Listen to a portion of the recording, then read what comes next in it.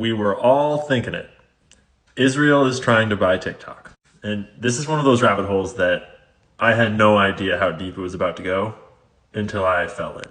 So bear with me here. And before the AI censors me, the country Israel is not trying to buy it. It's people with really deep ties to Israel. This lead came from Whitney Webb, the patron saint of independent journalism.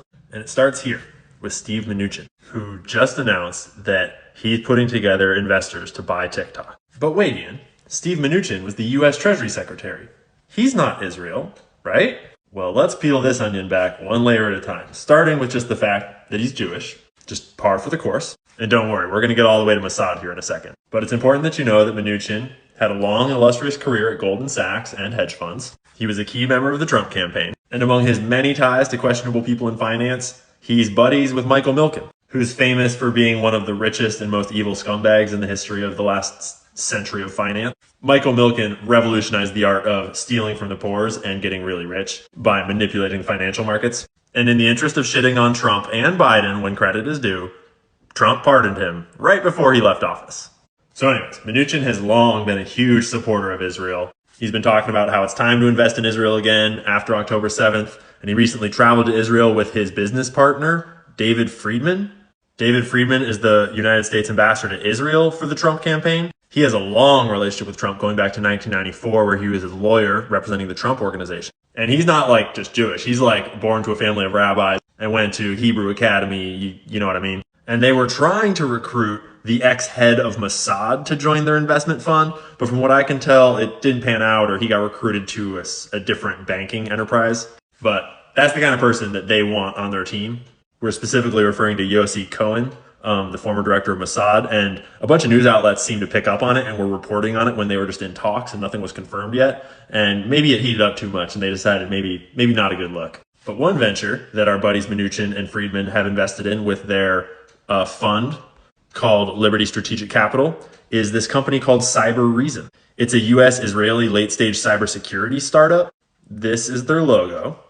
And Steve Mnuchin has a board seat because of his investment firm's funding for this venture. Whitney Webb has done all kinds of reporting about this company, doing simulations about that thing where we vote. Like, gosh, what would happen if we had to impose martial law because the thing where you vote got attacked? I'm not making that up. It's a deep rabbit hole. And their board of directors includes people like a vice president of security and privacy engineering at Google and a deputy CISO and director of intelligence and operations at Lockheed Martin. And this is the consortium of players that are pooling money to try to buy TikTok. Because I've been doing a lot of reporting on this TikTok bill. I've been in a lot of Twitter spaces with people in the policy realm talking about how the policy is getting written and why it's getting written. And from a TikTok creator and TikTok user standpoint, the one thing that we're all thinking is like, the censorship is not about China on TikTok. It's about Israel. And the problem that all these politicians and rich people have about TikTok is pretty obviously, probably, allegedly, my opinion only, the massive support for the other, country that was there before.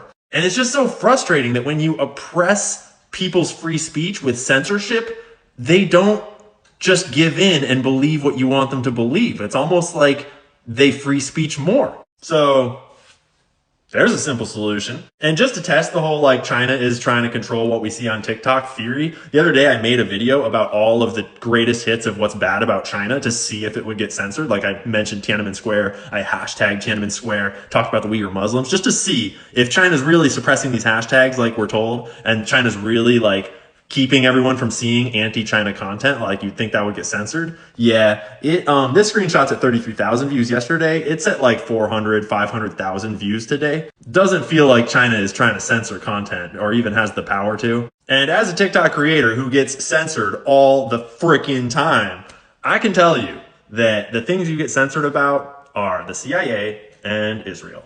And any adjacent topics that those organizations are interested in, like Joe Biden, for example. And yeah, I know a lot of people are gonna be like, "Why anti-Semitism?" No.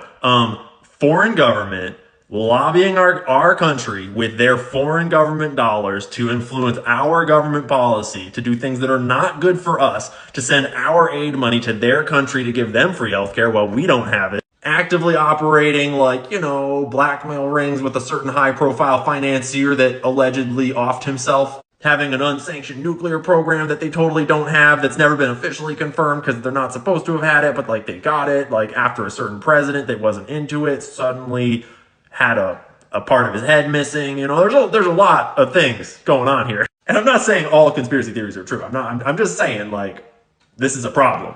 And I'm just saying that, like, you don't have to be very bright to see what's going on here. So you were all thinking it, and you weren't wrong.